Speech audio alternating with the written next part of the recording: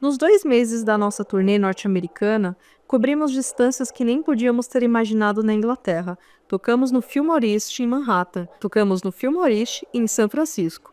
Até fomos para a Flórida, onde eu nadei numa piscina ao ar livre pela primeira vez. Era meia-noite, eu estava louco de maconha e bebida, e foi lindo. Também vi pela primeira vez um oceano azul turquesa na Flórida. Bill odiava voar, então fomos por terra entre os shows, que se tornou uma espécie de ritual para nós. As épicas viagens minhas e de Bill terminaram sendo os pontos altos das nossas turnês norte-americanas. Passamos muito tempo juntos na parte de trás de um motorhome GMC alugado. Por isso ficamos unha e carne. Bill chamava seu cunhado Dave para dirigir de vez em quando. Assim podíamos beber mais e tomar mais drogas. É engraçado, você aprende muito sobre as pessoas quando está na estrada assim. Toda manhã, por exemplo, Bill tomava uma xícara de café, um copo de suco de laranja, um copo de leite e uma cerveja, sempre na mesma ordem. Perguntei uma vez por que ele fazia isso. Bom, ele disse, o café é para acordar. O suco de laranja é para ter algumas vitaminas e evitar doenças. O leite é para forrar o estômago pelo resto do dia e a cerveja é para voltar a dormir. Ah, eu falei, faz sentido. Bill é um cara engraçado. Lembro que uma vez o GMC estava cheio de cerveja e cigarro. Dave dirigindo. Estávamos indo de Nova York para algum lugar da costa leste. Então levantamos cedo, apesar de termos ficado acordados quase a noite inteira. Dave ficou reclamando que havia comido uma pizza ruim antes de dormir. Tinha gosto de cocô de rato, ele falou. E aí eu estava sentado no banco do passageiro às 7 ou 8 da manhã. Olhar cansado e ressaca. Bill caído no fundo e Dave dirigindo com um olhar estranho. Abaixei o vidro e acendi um cigarro. Olhei e vi que Dave estava ficando verde. Você está bem, Dave? Eu disse soltando fumaça dentro do carro. Estou eu. Aí ele não conseguiu mais. Vomitou em todo o painel do carro. E esses pedaços meio digeridos de queijo, massa e molho de tomate voaram pela saída de ar em cima do meu maço de cigarros. Só a visão e o cheiro foram suficientes para me fazer vomitar em solidariedade. Oh, não, eu falei. Dave, acho que eu vou... Agora havia 2 vômitos por toda a van. O cheiro era completamente abominável, mas Bill não percebeu nada. Ainda estava desmaiado no fundo. Paramos num bar à beira de estrada e perguntamos se a garota tinha algum desodorizador de ambiente. Eu não ia tentar limpar o vômito, mas precisávamos fazer algo em relação ao cheiro. Parecia que até os motoristas dos carros que nos ultrapassavam estavam tapando o nariz. Mas a garota na loja não estava entendendo uma porra de uma palavra que eu estava dizendo. Finalmente ela perguntou: "Ah, você quer dizer isso?" E me deu uma lata de aerosol de menta verde. Aí me disse: "Pessoalmente, não recomendo." Foda-se, pensei, e comprei. Aí voltei para o GMC, fechei a porta e enquanto Dave saía do estacionamento, eu comecei a borrifar a coisa no carro. Aí, de repente, ouvi um ruído horrível atrás de nós. Olhei por cima do ombro e vi Bill sentado. Não parecia muito bem. Ele conseguia aguentar o cheiro de nossos vômitos, mas o aerosol de menta verde tinha sido demais para ele. Nosso primeiro show nos Estados Unidos foi num café em Nova York, chamado Húnganos, no número 210 da West 7th Street. Aí, depois disso, fizemos um show no Fillmore East, com Rod Stewart e o Faces. Ficamos putos com o Faces, na verdade, porque eles não nos deixaram passar o som, e Rod ficou longe da gente, olhando para trás. Agora, não acho que eles estivessem muito felizes por ter Black Sabbath abrindo. Éramos os hooligans sujos e ele, o garotão de olhos azuis. Era sempre muito correto, sempre muito educado. E eu o achava um cantor fenomenal. 2 meses pareciam uma eternidade para ele estar longe de casa, e sentíamos muita saudade da Inglaterra. Principalmente quando começávamos a contar quanto tempo faltava para ir a um pub e dizer a todos como eram os Estados Unidos, que era o mesmo que ir até Marte naquela época. Poucos britânicos tinham feito essa viagem, porque as passagens aéreas eram muito caras.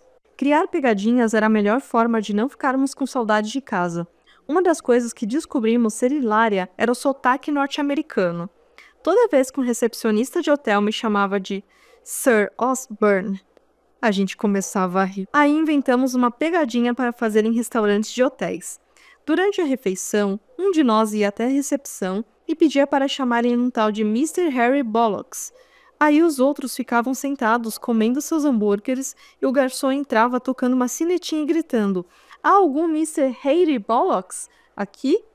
Estou procurando Harry Bollocks."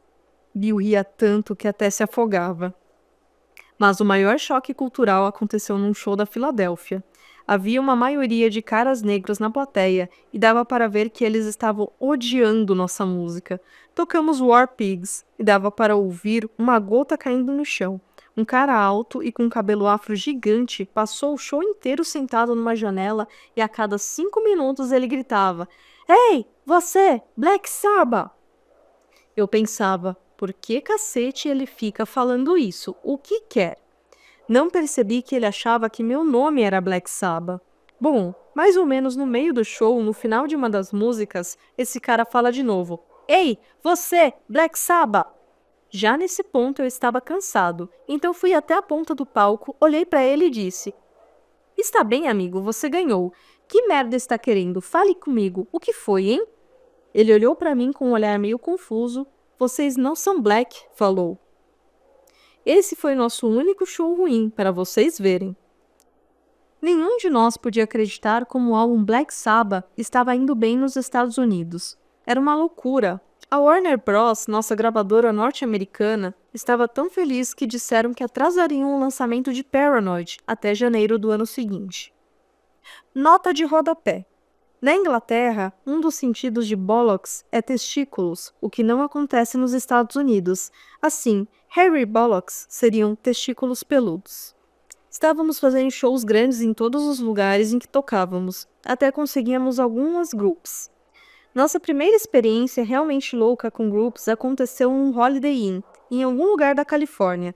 Em geral, Patrick Meehan nos colocava nos lugares mais vagabundos. Não era incomum os 4 dividirem um único quarto num hotel pulguento na periferia da cidade, a $5 a noite. Assim, um Holiday Inn era luxuoso para os nossos padrões. Meu quarto tinha banheira, chuveiro, telefone e TV. Tinha até um colchão d'água, que era o máximo naqueles dias. Eu adorava essas coisas. Na verdade, era como dormir num pneu flutuando no meio do oceano. Bom, estávamos nesse Holiday Inn e eu tinha acabado de conversar com Thelma ao telefone, quando alguém bate na porta. Abro e há uma linda garota usando uma mini saia.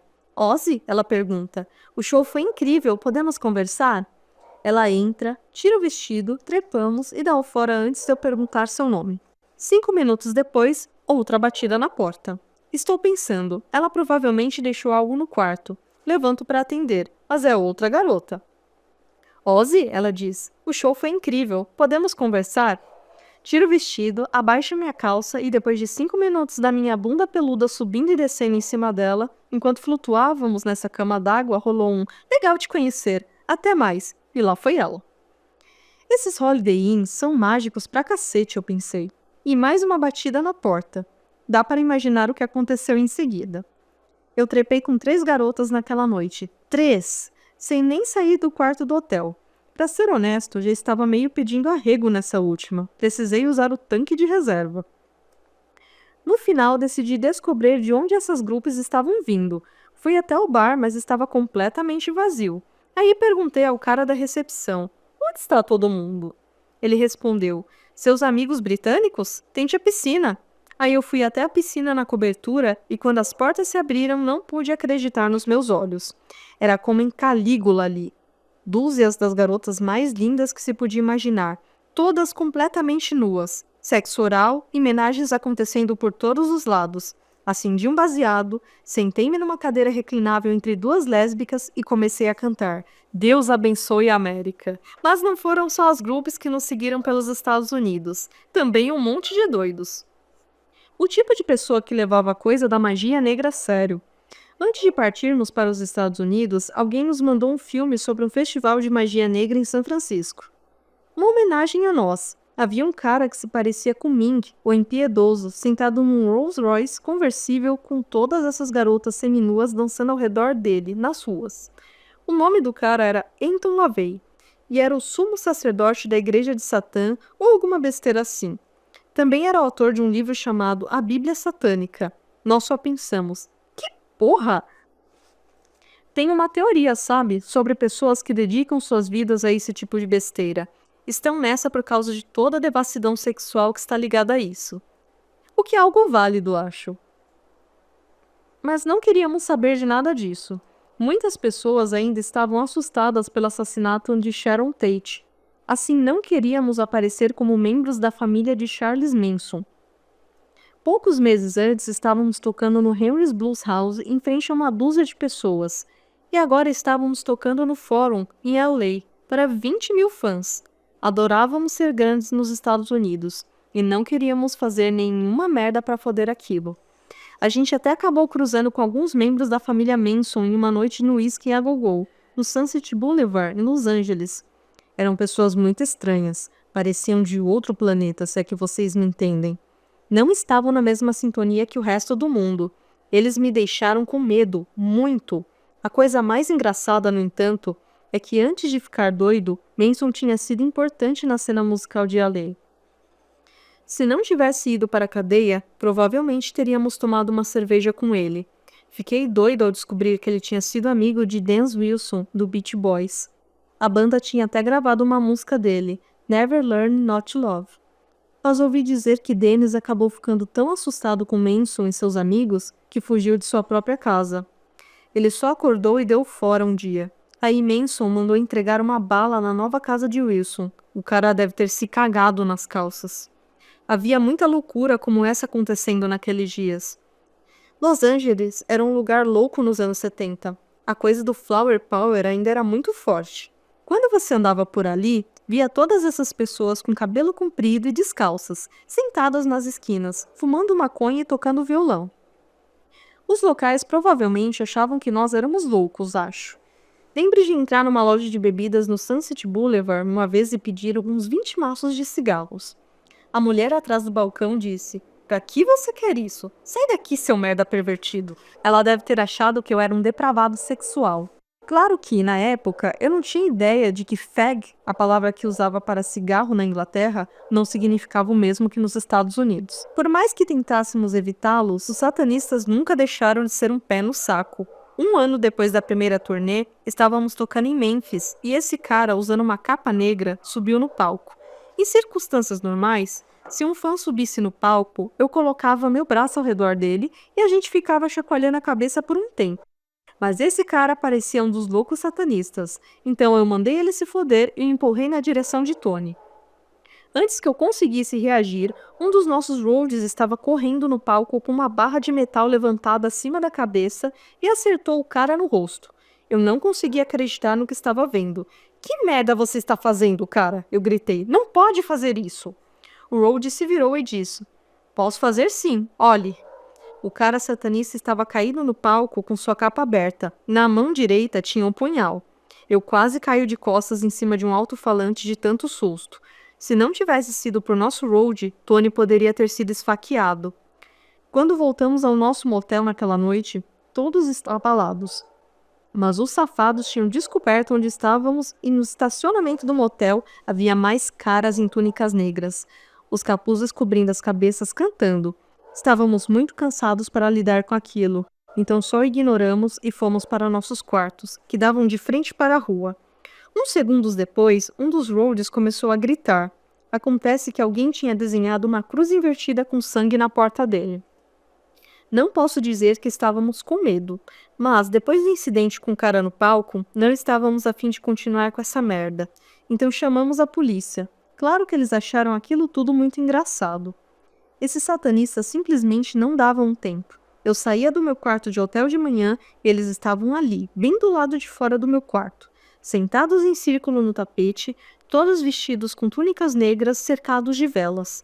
No final, não aguentava mais aquilo. Assim, uma manhã, em vez de passar por eles ignorando-os como sempre fazia, fui até eles, sentei-me, enchi o pulmão de ar, apaguei as velas e cantei: "Parabéns pra você." Eles não ficaram nem um pouco felizes, pode acreditar.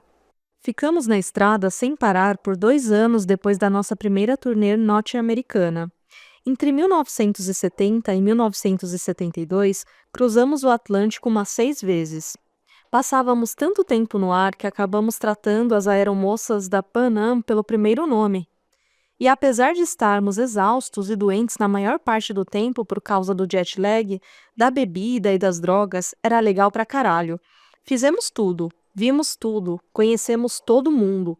Até fomos a um show do Elvis. Foi no Fórum em LA. Estávamos num lugar tão alto que parecia que demorávamos mais para chegar aos nossos lugares do que o rei para fazer seu show. Ele parecia uma formiga de onde estávamos sentados, e não pude deixar de notar que sua banda tocou durante muito tempo antes de ele entrar. Aí cantou umas poucas músicas, antes de puxar o carro de novo. Estávamos sentados ali pensando: é só isso? Aí uma voz começou a sair dos alto-falantes. Senhoras e senhores, Elvis acabou de sair do edifício. Gordo vagabundo, eu disse antes de me lembrar onde estava. Foi muito instrutivo aquele show. Foi a primeira vez que vi mercadorias vendidas tão profissionalmente. Dava para comprar descanso para copos, almofadas, conjuntos de caneca e colher, bonecos, relógios, macacões, todos do Elvis. Em tudo que você pudesse imaginar, eles colocavam o nome Elvis e queriam empurrar junto com uma Coca Elvis e um cachorro-quente Elvis. E os fãs pareciam felizes ao comprar. Ele deve ter sido o cara mais rico do planeta. Não demorou muito para nos envolvermos pesado com drogas. Não dava para conseguir cocaína em Birmingham, naquela época. Não havia experimentado até um show em Denver com uma banda chamada Mountain, no começo de 1971. O guitarrista e vocalista do Mountain era um cara chamado Leslie West. E foi ele que me apresentou ao velho pó de waffle. Chamávamos assim porque ela fazia você ficar acordado a noite toda falando besteira. Apesar de que ele insiste, até hoje, que eu já cheirava antes. Ele fica muito bravo com isso, na verdade. Mas eu só digo: ouça, Leslie, quando você é um cara de Aston e se apaixona pela cocaína, é fácil se lembrar quando começou. É como dar a primeira trepada. Estávamos num hotel depois do show e Leslie estava preparando uma carreira. Quer um pouco? Ele me perguntou. No começo eu falei: uau, puta merda, cara, nem ferrando. Mas ele insistiu. Vamos, só um pouco, está tudo bem. Ele não precisou tentar muito para conseguir me persuadir. Aí foi sniff, sniff. Eu me apaixonei imediatamente. É a mesma coisa com toda a droga que já tomei. A sensação da primeira vez que usei é que eu queria sentir pelo resto da vida. Mas nunca funciona dessa forma. A gente pode tentar tudo o que quiser, mas acreditem, nunca se consegue aquela sensação da primeira vez. O mundo ficou um pouco confuso depois disso. Todo dia eu fumava maconha, bebia álcool, cheirava umas carreiras de coca, tomava um pouco de anfetamina, ou barbitúrico, ou xarope, ácido, qualquer coisa. Não sabia que dia era, na maioria das vezes. Mas em algum momento nós voltamos ao Island Studios, em Notting Hill, para gravar nosso terceiro disco, Master of Reality, novamente com Roger Ben. Não me lembro muito disso, além do fato de que Tony mudou a afinação de sua guitarra para facilitar a forma de tocar. Geezer escreveu Sweet Leaf sobre toda a maconha que estávamos fumando. E Children of the Grave era a música mais legal que já tínhamos gravado. Como sempre, os críticos odiaram, apesar de que um deles nos descreveu como a banda do Titanic à beira do Armagedon, que era algo com que eu concordava. E a imprensa musical, obviamente, não evitou que as pessoas comprassem, porque Master of Reality foi outro sucesso monstruoso, chegando ao 5º lugar na Grã-Bretanha e ao 8º nos Estados Unidos. Mas nunca tivemos chance de aproveitar nosso sucesso. E eu, certamente, não tive muito tempo para aproveitar minha vida de casado. Na verdade, estava começando a perceber que me casar tão cedo poderia ter sido uma ideia pouco inteligente. Eu ficava muito inquieto sempre que estava em casa, como se estivesse ficando louco. A única forma de aguentar era tomando todas. A vida em casa era ainda mais complicada porque o filho de Thelma estava vivendo conosco. Seu nome era Elliot e devia ter 4 ou 5 anos na época. Eu o adotei, na verdade. Era um bom menino, mas por alguma razão nunca nos demos muito bem. Sabe, algumas pessoas simplesmente não entram em conexão com seus filhos. Era assim comigo e Elliot. Eu passava o tempo todo, quando estava em casa, gritando ou dando uns tapas nele. E ele não fazia nada errado para merecer isso. Gostaria de ter sido melhor com ele, porque o menino passou por maus momentos antes de mim. Seu pai tinha desaparecido sem que Elliot pudesse conhecê-lo. Quando ficou mais velho, me contou que viu seu pai num pub uma vez, mas não teve coragem de falar com ele, o que é algo terrivelmente triste, na verdade. Mas não fui um bom substituto. Provavelmente não ajudou muito o fato de beber tanto, o que me fazia ficar muito volátil. E claro, meu ego estava descontrolado. Para dizer a verdade, eu devo ter sido um padrasto horrível. E, se eu amava Thelma, certamente não a tratei como se amasse. Se tenho algum remorso em minha vida, esse é um deles. Durante anos agi como um solteirão casado, saindo sozinho, transando com outras garotas, ficando tão bêbado nos pubs que dormia no carro do lado de fora. Aquela mulher sofreu muito comigo. Eu nunca deveria ter me casado com ela. Thelma não merecia aquilo. Não era uma má pessoa e nem uma má esposa, mas eu era um pesadelo.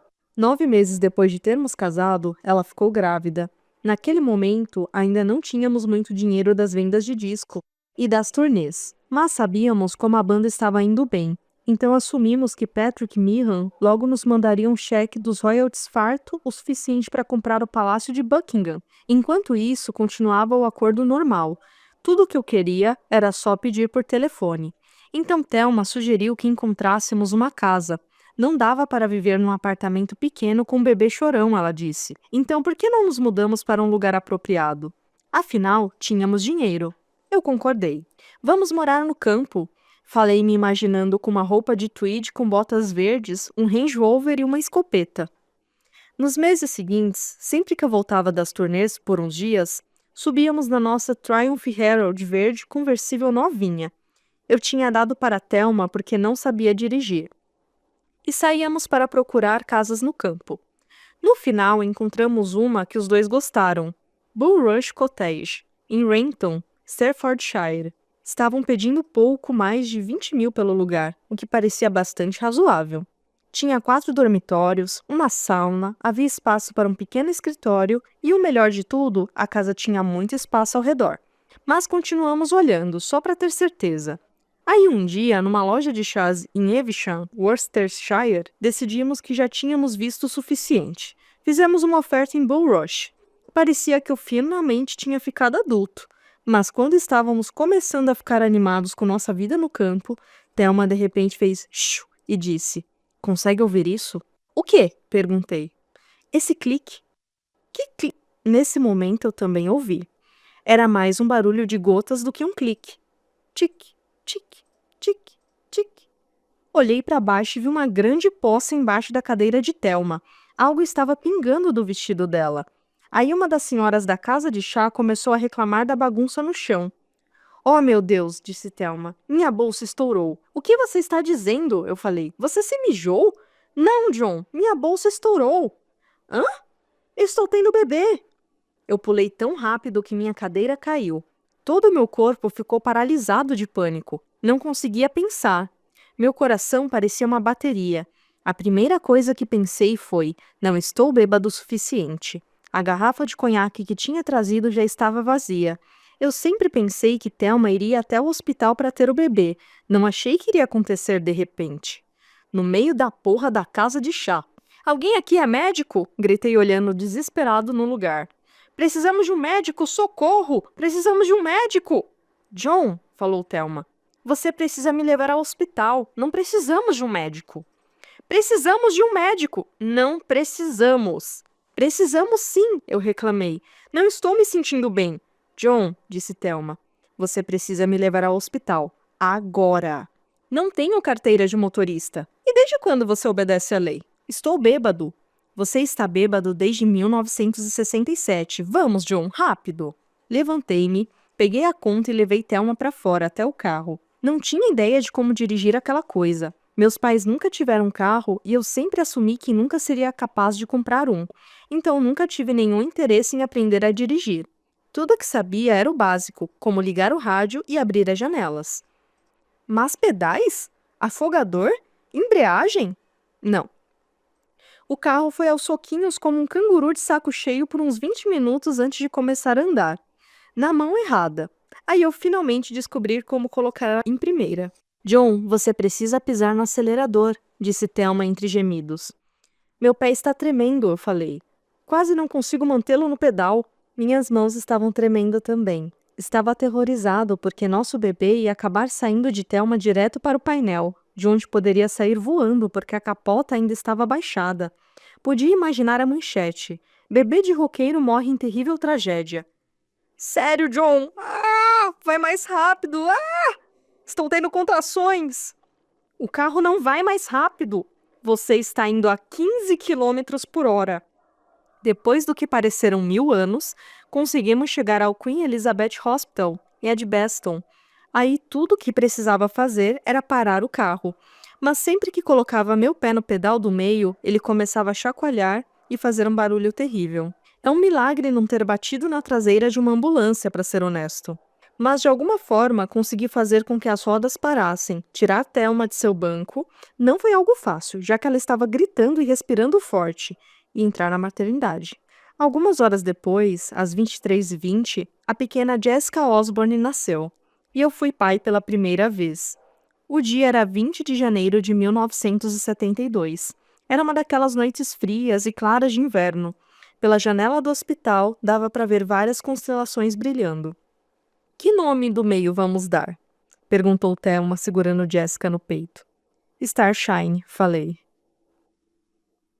Capítulo 5. Matando o Vigário. No Atrocity Cottage. No verão de 1972, 6 meses depois de Jess ter nascido, estávamos de volta aos Estados Unidos. Dessa vez para gravar um novo disco, que decidimos chamar Snowblind, em honra a nosso amor pela cocaína. Nessa época eu estava mandando tanto dessa coisa para dentro do meu nariz que precisava fumar um saco de maconha todo dia para evitar que meu coração explodisse. Estávamos no número 773 da Stardale Road, em Bel Air, uma mansão dos anos 30 alugada e completa, com empregadas e jardineiros. O lugar era da família Dupont e tinha 6 quartos, 7 banheiros, um cinema particular que usávamos para compor e ensaiar, além de uma piscina no fundo, que era elevada e de onde dava para ter uma bela visão dos bosques e montanhas. Nunca saíamos de casa. Bebida, drogas, comida, groupies, tudo era entregue. Num dia bom, havia uma tigela de pó branco e uma caixa de bebida em cada quarto, e todas essas garotas de biquíni andando por ali. Nos quartos, nos sofás, do lado de fora das espreguiçadeiras, todas tão doidas quanto a gente. Seria quase impossível intensificar a quantidade de cocaína que consumimos naquela casa. Descobrimos que quando se cheira a coca, cada pensamento que se tem, cada palavra falada, cada sugestão feita parece ser a coisa mais fabulosa que já se ouviu na vida. Num ponto estávamos cheirando tanto que era preciso pedir para que entregassem 2 vezes por dia. Não me perguntem quem estava organizando aquilo tudo. A única coisa de que me lembro é de um cara suspeito que ficava no telefone o tempo todo. Mas ele não era suspeito no sentido normal da palavra. Estava sempre limpo e bem arrumado. Tinha um sotaque de universitário, usava camisa branca e calças bonitas, como se estivesse a caminho do seu escritório. Uma vez perguntei: "Que merda você faz, cara?" Ele sorriu e mexeu nervoso em seus óculos de aviador. Naquela época eu não ligava, contanto que a coca continuasse vindo. O que eu mais gostava de fazer quando estava louco era ficar a noite inteira assistindo a televisão norte-americana. Naqueles dias, só havia uma coisa depois que a programação normal terminava à meia-noite: um leilão feito por um cara chamado Cal Worthington, que vendia carros usados em Long Beach ou algum lugar assim. Sua grande piada era que sempre que aparecia no ar com seu cachorro Spot, mas o cachorro nunca era, na verdade, um cachorro, podia ser um jacaré ou qualquer coisa louca assim, ele também tinha uma frase: "Se não conseguir fazer uma oferta melhor, como um inseto." E fazia essas loucuras, como ser amarrado à asa de um avião que fazia loops. Depois de algumas horas cheirando coque e assistindo essa merda, você achava que estava ficando louco. O mais engraçado é que ele ainda é vivo, o velho Cal. Ele deve ter uns 1000 anos. A gente fazia tanta merda na Stradella Road 773 que é incrível como conseguimos compor alguma música. E não era só coca. A gente tomava toneladas de cerveja também. Eu tinha levado umas latas de festa da melhor cerveja inglesa. Cada lata equivalia a 5 canecas e dava para colocar 6 delas numa mala. Era como levar carvão para Newcastle, mas não ligávamos, porque sentíamos falta da velha e boa cerveja inglesa. Sentávamos ao lado da piscina, sob o sol de 35 graus, cozinhando nossos cérebros, bebendo mijo velho de Birmingham e olhando para Bel Air.